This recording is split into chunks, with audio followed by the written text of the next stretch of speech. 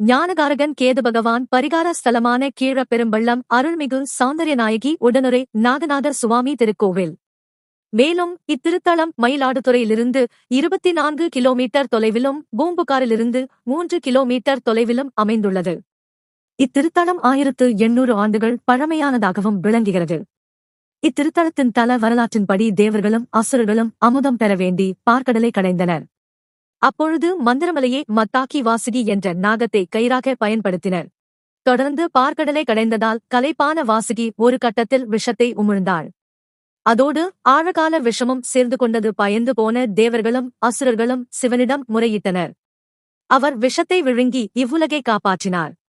தன் விஷத்தை சிவபெருமான் விழுங்க வேண்டியதை எண்ணி வாசுகி நாகம் கவலை அடைந்தது. சிவ அபச்சாரம் செய்ததற்கு பிராயச்சித்தமாக அப்போது மூங்கில் காடாக இருந்த இந்த இடத்தில் தவம் இருந்தாள்.